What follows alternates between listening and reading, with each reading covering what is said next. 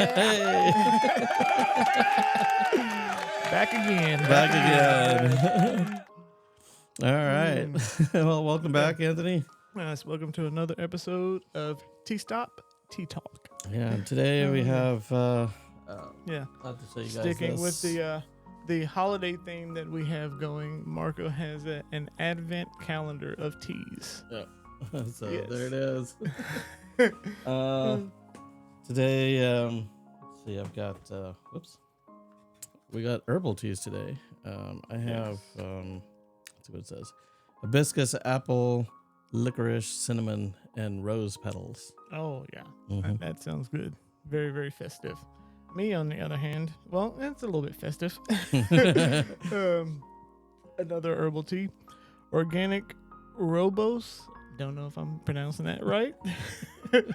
Robos herbal tea with cloves, cinnamon, cardamom, garlic, turmeric, and enchilada. Enchilada? I don't know. Yeah, I don't know. If y'all know how to pronounce this, ECHINACEA. You let us know down in the comments Right. how you even How you would pronounce pronounce that that. word. Yeah, but I don't know. It tastes good. So Send I a guess video that's all link. Yeah, exactly. However you pronounce it, it tastes good. So, Yeah. So basically, Anthony got the one with all the unpronounceable ingredients. yeah. Oh man. Okay. So this is another episode in our, I guess our mobile filmmaking haul. Mhm. So you just got a brand new GoPro for Christmas. Mhm, mhm. And here we have a litany of accessories that could take your footage to the next level. Yeah, we got quite a lot of stuff here. And one that I'm looking at that I've never heard of, but it's kind of funny, is the camera butter. Yeah, camera butter, So- indie filters. Do they make camera sour cream and cream Oh, yeah. cheese? Because that would. Oh, yes. They are a company that makes indie filters mostly for Oh, do they have GoPros. unsalted butter Yes. too? mostly for GoPros and things in the FPV community, the FPV side of things. So they have stick-on filters for like GoPro Hero 8s and the 4s and the 5s that didn't have removable lens protectors, and they also make ones like these that are metal housed for the GoPros, like the 11s and the 10s and the 9s that do have removable lens protectors. So it's just different ways to mount. Very, very good glass, I will say, all around. They are top notch when it comes to indie filters, and I believe they make other filters as well, like polarizers. They just make replacement lens protectors if you want that. If you just broke your regular lens protector and you want to get a replacement for that, they make those too. So definitely give them a look if you're into the FPV or just in general. If you have GoPros, like, they are really, really good.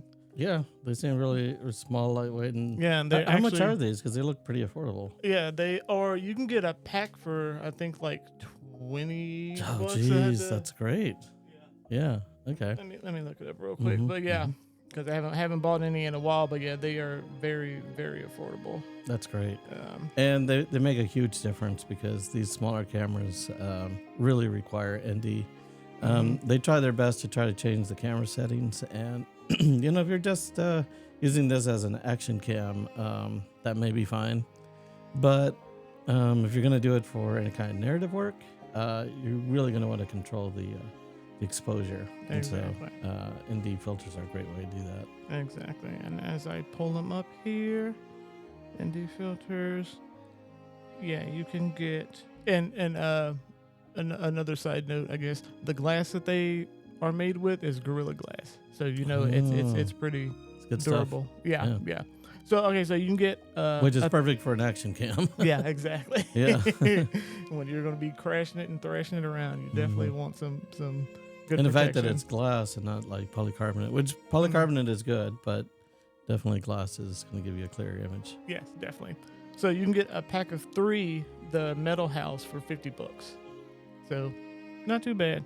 And then the stick-on ones, you can get them individual starting at $5.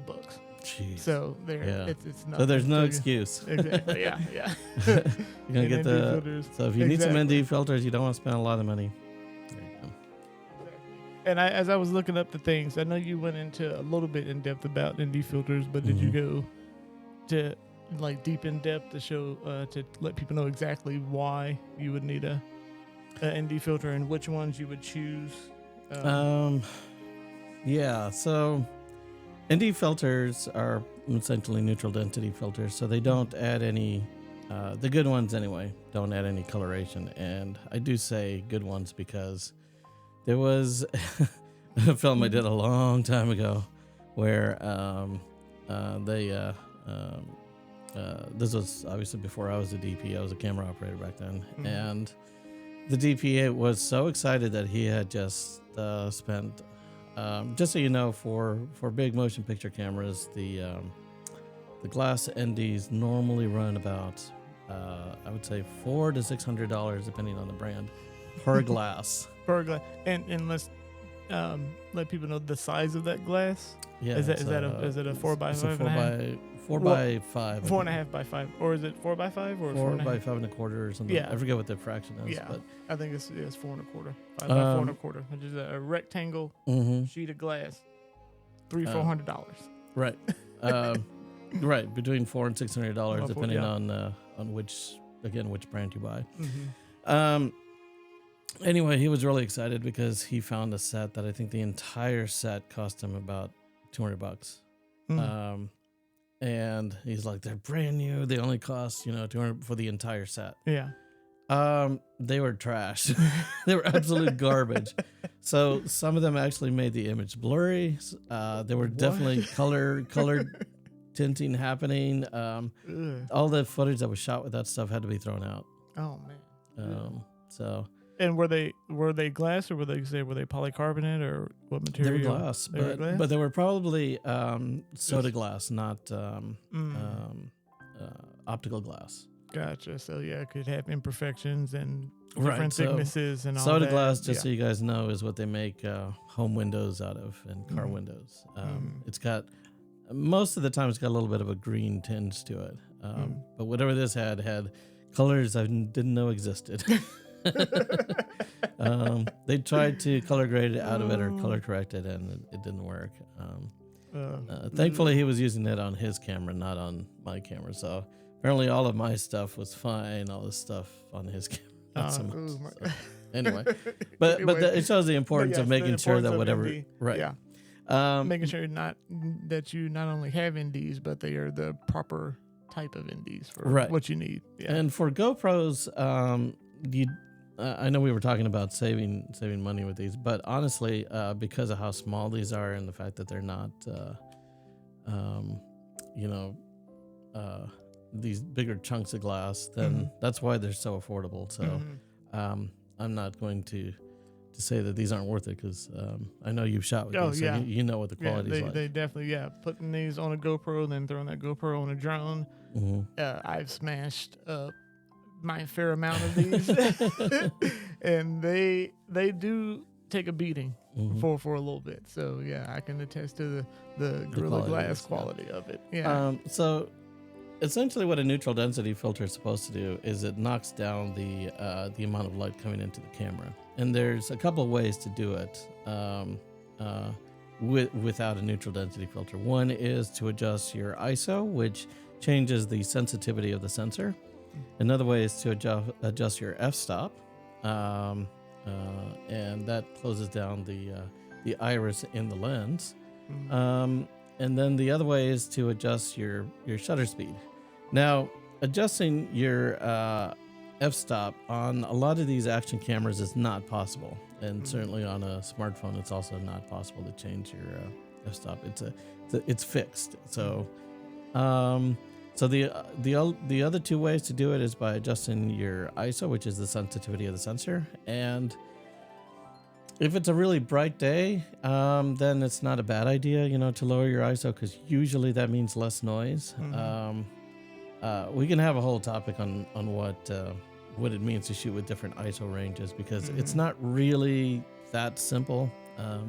That's why a lot of professional cameras have what they call base ISOs, because it's the point at which you get the most exposure latitude, and as you move up or down the range, it changes how that latitude works.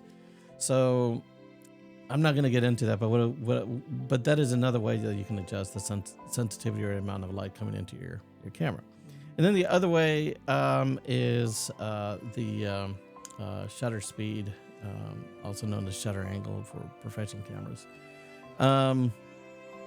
And the problem with that is that if you go, generally speaking, this is one of those things that is part of a creative choice. So if you choose a shutter speed that is the same speed as your frame rate, let's say you're shooting 30 frames a second, and you shoot with a exposure of a 30th of a second, you're going to get a little bit more motion blur, and it's going to look a lot smoother. But it's generally accepted that if you were to double the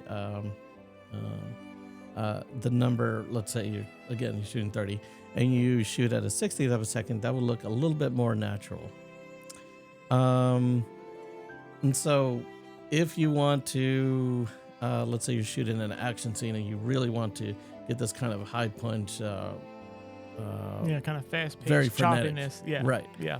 Then you would increase your shutter speed even more, so you might want to shoot at 1/25 of a second. Mm-hmm. And because it's a creative choice, that's kind of why you want to choose your shutter speed based on what your creative choice is, and not so you can adjust your exposure. Yeah, not to get a proper exposure. Right. Yeah. And the same thing goes for the other two, especially f-stop. It's like what exactly you're trying to shoot. Do you want to see deep depth of field into the background? Do you want shallow depth of field? Mm-hmm. But on a GoPro and on a smartphone, you don't really have that choice. Mm-hmm. And then, of course, the ISO, which if you get into the high ISOs, it'll get kind of noisy. But again, you're sacrificing exposure latitude depending on which ISO you choose. Yeah. So the best way to do it is to control the initial amount of light coming into the camera. And the best way to do that is through neutral density filters. Yeah, exactly.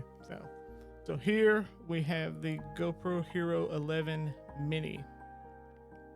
And this actually is a answer to people asking GoPro if they were ever going to bring back a camera form factor like the Hero 5 Session, which basically was just a cube camera. It didn't have a back screen on it.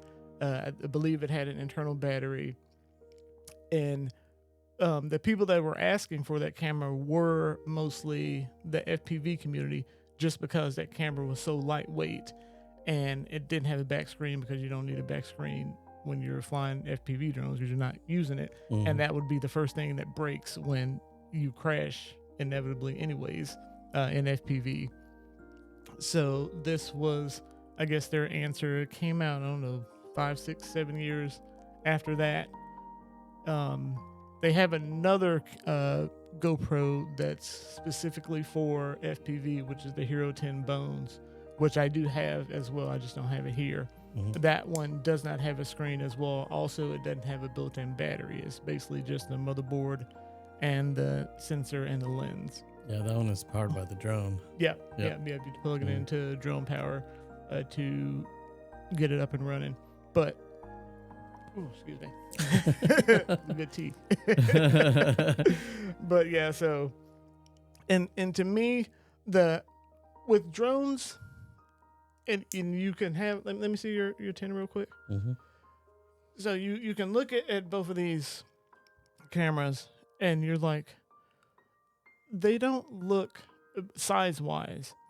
It doesn't look like they weigh too much from one another. One's, yes, is smaller. One's a little bit wider, but to the normal person, you're like, they're. I can hold them in my hand. It's like a couple grams here and there. Like, what's the point? What's the difference? When you're on a drone, weight matters immensely, because how much weight you have is how much weight you have to carry, how much weight the motors have to fling through the air as you're flying around. Mm-hmm. So when it comes to drones, you pretty much want all of your weight in the power source, in the battery. So that way you try to save your weight anywhere else you can. That's why frames are made out of carbon fiber. The props are made out of like polycarbonate and all these lightweight materials, because you want to have the weight in the power source, because once you have that, the bigger battery you have, the longer you can fly. But you get to a point where there's diminishing returns, where the battery is so big that it's just carrying itself, and you're not getting any gains from that, from having a bigger battery. So that's why you can go from a Hero 10 to a Hero 11 Mini. It's smaller by a couple grams, but yes, that couple grams actually has a great advantage when you're flying it on an FPV drone, or drones in general. Another thing to keep in mind when you buy it is how many of these you're going to have, because the new ones, this is a 10, and with some. We'll go some of the features that all of them have too here in a minute. Yeah. So starting with the Hero 10, which you have to kind of do a little bit of a firmware beta something. You can do timecode sync with them. Oh yeah, the GoPro Hero Labs. Right. Yeah. GoPro Hero Labs. Thank you. Yeah. And I believe starting with the 12, it comes with it built in. So if you're going to be using a bunch of GoPros and you want them all in perfect sync, that's a huge consideration.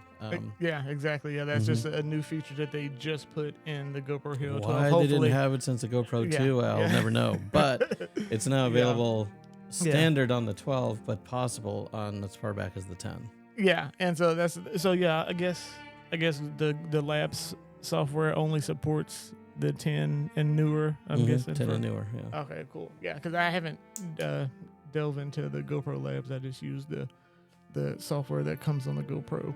But you were telling me about this actually, because I didn't even know this was possible. Oh yeah, the fact that you can, you just twist it off. So that's actually the lens protector. Yeah. Yeah. So you can. I didn't know this was a thing. Yeah. You can take that off, and you can have add-on lenses, which I have here. I can show you here in a minute. You can add on ND filters, all kinds of stuff. People have they've took that out and they've modded it to where you can actually put on C-mount lenses. Oh, and wow. all that as well. Yeah, Wow. it's interesting.